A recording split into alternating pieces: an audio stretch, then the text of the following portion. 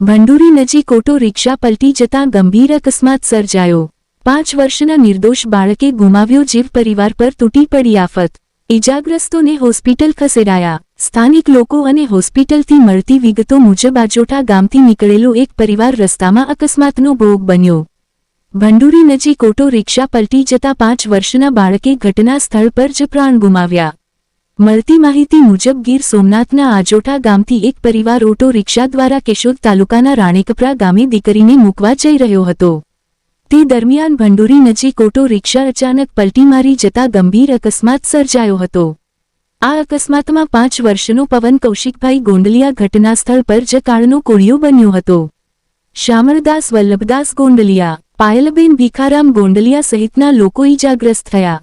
Keshod sub district civil hospital ખાતે ઇજાગ્રસ્તોને સારવાર આપી અને મૃત બાળકને પોસ્ટમોર્ટમ માટે લાવવામાં આવ્યો। ભંડુરી નજીક બનેલી આ દુર્ઘટનાએ સમગ્ર વિસ્તારમાં શોકનો માહોલ છવાયો છે। પરિવાર દીકરીને મૂકવા નીકળ્યો અને વચ્ચે જ આ બનાવ બનતા ખુશીના પ્રસંગે શોક છવાઈ ગયો। રિપોર્ટ પ્રતાપસિંહ સોદિયા।